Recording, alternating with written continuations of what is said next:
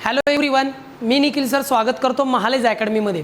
तर बाळांनो, आजच्या लेक्चरला आपण पाहणार आहोत की हे जे काही आपले मेकॅनिकलचे थर्ड इयरसाठी फिफ्थ सेमिस्टरसाठी असलेले जे सब्जेक्ट आहे त्यातलाच एक सब्जेक्ट आहे जो की इलेक्टिव्ह आहे, पॉवर प्लांट इंजिनिअरिंग म्हणजे पीपी हा जो सब्जेक्ट आहे या सब्जेक्टचा total syllabus unit wise syllabus आज आपण आजच्या लेक्चरला डिस्कस करणार आहोत। तर बाळांनो, नेहमीप्रमाणे आपल्या क्लासेसचं नाव आहे महालेज अकॅडमी। मेकॅनिकल इंजिनिअरिंगचं थर्ड इयरचं जे फिफ्थ सेमिस्टर आहे त्या फिफ्थ सेमिस्टरमध्ये अकॉर्डिंग टू के स्कीम एक इलेक्टिव्ह सब्जेक्ट त्या ठिकाणी पाहायला मिळतो जो की मोस्ट ऑफ ऑल विद्यार्थ्यांना तोच दिला जातो। जरी इलेक्टिव्ह असला तरी तोच सब्जेक्ट संपूर्ण जास्त करून मोस्ट ऑफ ऑल कॉलेजला तोच आहे आणि सब्जेक्ट आहे power plant engineering. Third year आणि फिफ्थ सेमिस्टरसाठी असलेला हा सब्जेक्ट आहे, ठीक आहे। आता यामध्ये तुम्ही पाहू शकता बाळांनो की या ठिकाणी दिसतोय power plant engineering. Power plant engineering या सब्जेक्टचं वेटेज आहे बाळांनो 150 मार्क्स, 150 मार्कांचं वेटेज या सब्जेक्टला आहे। 30 मार्कच्या 2 युनिट टेस्ट आहेत, 70 मार्कची एक फायनल एक्झामिनेशन आहे, अशी 100 मार्कची रिटर्न एक्झाम आहे। आउट ऑफ 100 मिनिमम 40 मार्क्स हे पासिंग मार्क आहेत, 25 मार्क्स हे फॉर्मॅटिव्ह असेसमेंटसाठी आहेत आणि 25 मार्क्स हे तुमचे सबमिशन मॅन्युअल वगैरे ते काय असेल त्याचेच मार्क आहेत। असे 100 + 25 + 25 असा 150 मार्कचा सब्जेक्ट आहे पीपीई म्हणजे पॉवर प्लांट इंजिनिअरिंग, ज्याचा सिलेबस युनिट वाईज आता आपण आजच्या लेक्चरला पाहतोय,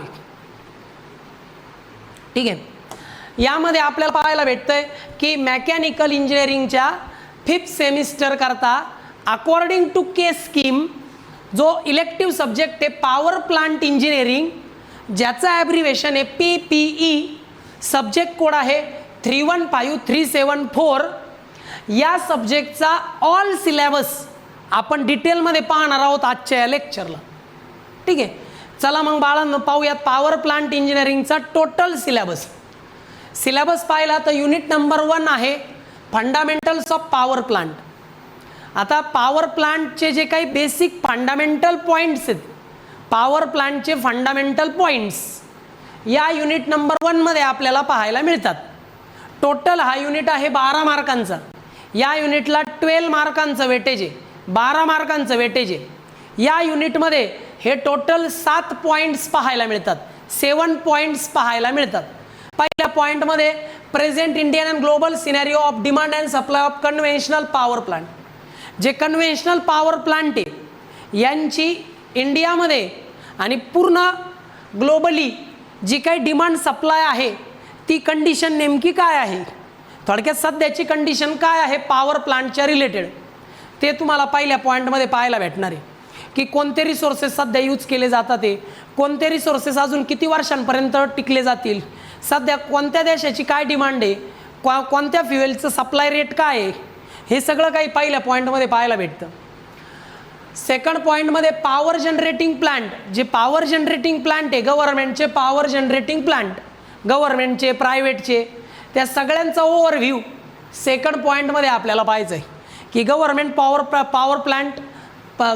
पॉवर जनरेटिंग प्लांट कोणते, प्रायव्हेट पॉवर जनरेटिंग प्लांट कोणते, त्यांची कॅपॅसिटी किती आहे, ते किती पॉवर जनरेट करू शकतात, हे आपल्याला युनिट नंबर 1च्या या सेकंड पॉईंटमध्ये पाहायला भेटतं। तिसऱ्या पॉईंटमध्ये पॉवर प्लांट, जर तुम्ही स्टीम पॉवर प्लांट टाकायचा विचार करताय तर स्टीम पॉवर प्लांटचा साईट सिलेक्शन क्रायटेरिया काय, स्टीम पॉवर प्लांट करता साईट सिलेक्शन क्रायटेरिया काय, site selection criteria for steam power plant तो आपल्याला पाहायचा आहे तिसऱ्या पॉईंटमध्ये। चौथ्या पॉईंटमध्ये पाहायचं आहे इंडियन बॉयलर रेग्युलेशन नॉर्म्स। जर मला स्टीम पॉवर प्लांट टाकायचा आहे तर IBRचे रूल्स कोणते, इंडियन बॉयलर रेग्युलेशन नॉर्म्स कोणते, म्हणजे रूल्स आणि रेग्युलेशन्स पाहिजेत। जर मला स्टीम पॉवर प्लांट टाकायचा असेल तर कुठले रेग्युलेशन फॉलो करावे लागतील।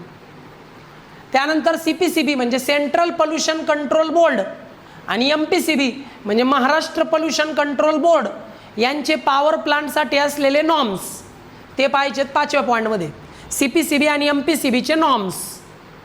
त्यानंतर आपल्याला पाहिजे इंट्रोडक्शन टू पॉवर प्लांट, वेगवेगळे पॉवर प्लांट कोणते, कोणत्या पॉवर प्लांटचे ॲडव्हान्टेज काय, डिसॲडव्हान्टेज काय, इम्पॉर्टन्स काय, ते सगळं पाहायचं आहे 6व्या पॉईंटमध्ये।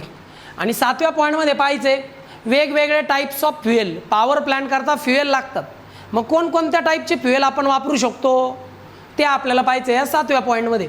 अशा पद्धतीने हे सगळे पॉईंट युनिट नंबर 1मध्ये येतात फॉर 12 मार्क्स. थोडक्यात पॉवर प्लांटचं सगळं बेसिक्स या युनिट 1मध्ये पाहायला भेटतं. स्क्रीनशॉट घ्या बाळांनो. कळालं?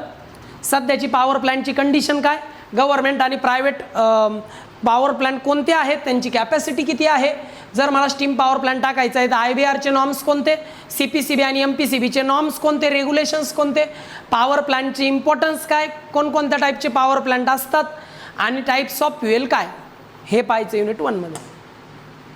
युनिट 2 आहे बाळांनो modern steam power plant. Modern steam power plant. आता पॉवर प्लांटमध्ये वेळेनुसार खूप ॲडव्हान्स टेक्नॉलॉजी आलेली आहे. मग हे मॉडर्न स्टीम पॉवर प्लांट कोणते आणि त्यांचं मार्कांचं वेटेज फार, ह्या युनिटचं मार्क वेटेज फार जास्त आहे. सगळ्यात मोठा युनिट आहे युनिट नंबर 2, ज्याचं वेटेज आहे 18 मार्कांचं, 18 मार्क्सचं वेटेज आहे. याच्यामध्ये सगळे मॉडर्न स्टीम पॉवर प्लांट पाहायला भेटतात. याच्यामध्ये पहिलं एक schematic diagram of modern steam power plant. Modern steam power plant त्याची स्कीमॅटिक डायग्रॅम आपल्याला पहिल्या पॉईंटमध्ये पाहायला भेटते. स्कीमॅटिक डायग्रॅम म्हणजे याच्यात डायग्रॅम फार महत्त्वाची. त्यानंतर स्टीम पॉवर प्लांटचं कन्स्ट्रक्शन, वर्किंग आणि प्रत्येक कॉम्पोनंटचं फंक्शन आपल्याला इथं पाहायचं आहे. त्यानंतर fuel handling system, fuel handling system कशी असते स्टीम पॉवर प्लांटमध्ये ते पाहायचं आहे. ॲश हँडलिंग सिस्टीम कशी असते ते पाहायचं आहे, त्याचे कॉम्पोनंट, त्याचे फंक्शन, त्याचं वर्किंग सगळं पाहायचं आहे. त्यानंतर feed water treatment, feed water treatment नेमकं काय ते आपल्याला पाहायचं आहे. त्यानंतर फ्लुइडाइज्ड बेड कंबशन बॉयलर म्हणजे FBC काय, त्याचे टाईप्स कोणते, ॲडव्हान्टेज डिसॲडव्हान्टेज काय. त्यानंतर स्टीम टेम्परेचर कंट्रोल, की स्टीम पॉवर प्लांटमध्ये स्टीमचं टेम्परेचर कंट्रोल करायला काय करू शकतो.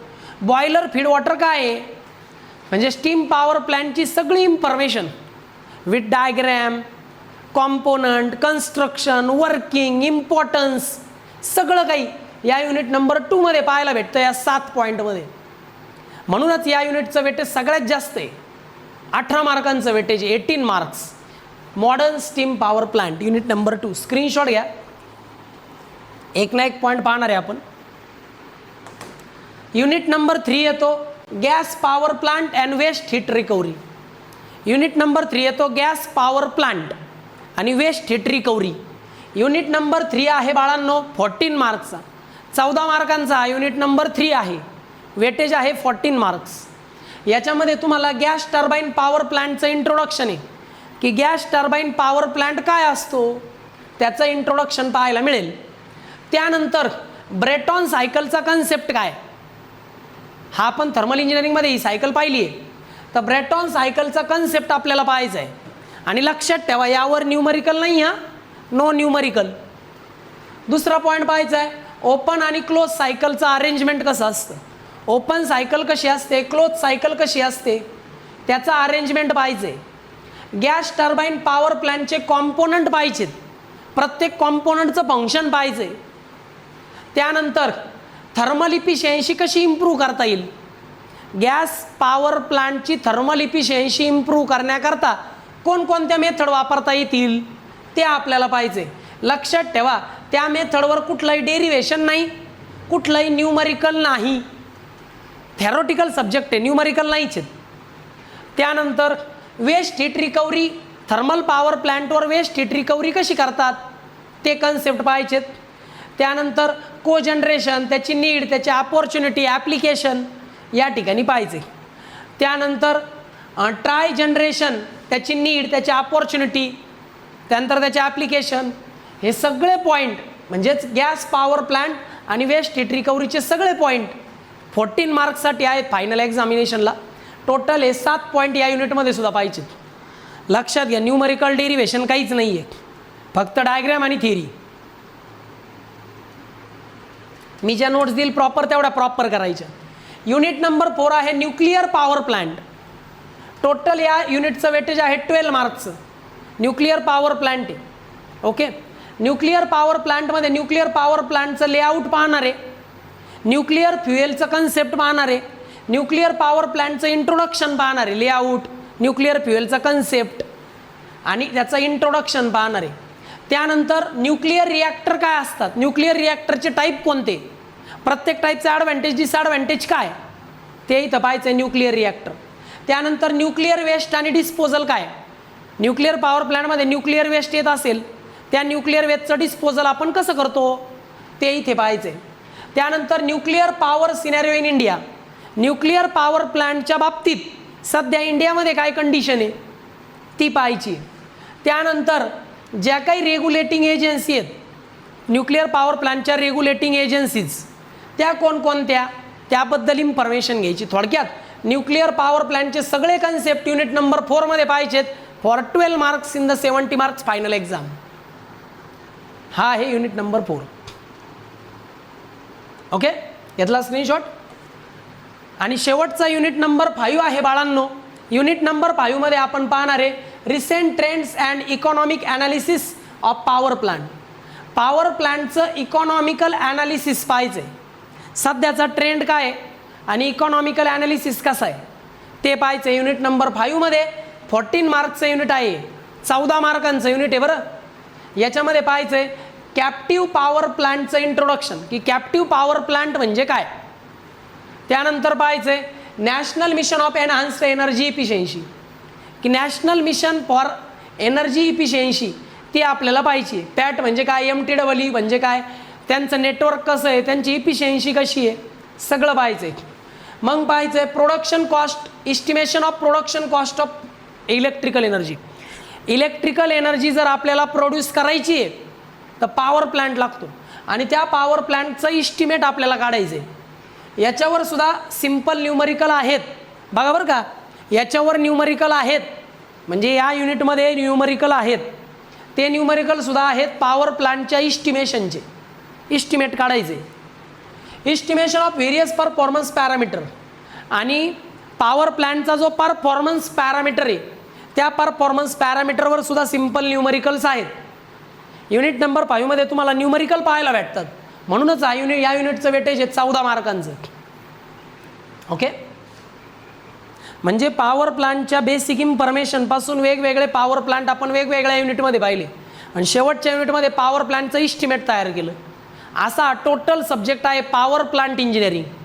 याच्यामध्ये सगळ्या ठिकाणी एनर्जी इफिशियन्सीचे आणि पॉवर प्लांट म्हणजे काय त्याचं इंट्रोडक्शन, नंतर म्हणजे पहिल्या युनिटमध्ये पॉवर प्लांटचं इंट्रोडक्शन, दुसऱ्या युनिटमध्ये गॅस पॉवर प्लांट आणि वेस्ट हीट रिकव्हरीची माहिती, तिसऱ्या युनिटमध्ये त्या ठिकाणी तुम्हाला स्टीम पॉवर प्लांट सेकंड युनिटमध्ये होतं, गॅस पॉवर प्लांट थर्ड युनिटमध्ये होतं, चौथ्या युनिटमध्ये तुम्हाला पाहायला भेटलं बाळांनो न्यूक्लिअर पॉवर प्लांट, आणि 5व्या युनिटमध्ये पॉवर प्लांटचं इस्टिमेशन. असे 5 युनिट आहेत 70 मार्कांसाठी. 5ही युनिट फार इम्पॉर्टंट आहे, जास्त करून 90% थेरॉटिकल सब्जेक्ट आहे, पण 5व्या युनिटमध्ये आपल्याला काही न्यूमरिकल पाहायला भेटतात जे की एक्झामला येतात म्हणजे येतात. सो रेग्युलर स्टडी करा, लवकरात लवकर ॲडमिशन करा, म्हणजे तुम्हाला रेग्युलर लेक्चर सगळे करता येतील. अशा पद्धतीने पॉवर प्लांट इंजिनिअरिंगची सगळी माहिती तुम्हाला इथं प्रोव्हाइड केलेली आहे. ठीक आहे, लक्षात घ्या बाळांनो, तुम्ही नुसतं क्लासचं ॲप्लिकेशन डाउनलोड केलं तर तुम्हाला तिथे काही सापडणार नाही. जेव्हा तुम्ही ॲडमिशन घ्याल तेव्हा तुम्हाला लेक्चरचा ॲक्सेस मी देणार आहे, त्यामुळे तुम्हाला ॲडमिशन घेण्याकरता मला कॉन्टॅक्ट करायचाच आहे. ठीक आहे, आता बाळांनो हा जो काही टोटल सिलेबस आहे हा सिलेबस तुम्ही नोट डाऊन करून घ्या नोटबुकमध्ये, सेपरेट नोटबुक करा. कारण तुमची 90 डेजची जी ट्रेनिंग पिरियड आहे त्या ट्रेनिंग पिरियडमध्ये तुम्हाला अभ्यासाला अजिबात वेळ मिळणार नाही. कुठलीही कंपनी चालू होते सकाळी 9 ते संध्याकाळी 6 पर्यंत, तुम्ही दिवसभर इतके थकून जाल की अभ्यासाला वेळ पुरणार नाही. त्यामुळे लवकरात लवकर ॲडमिशन घेऊन अभ्यासाला सुरुवात करा. डाऊट आल्यास डायरेक्टली मला विचारा. Okay, bye students.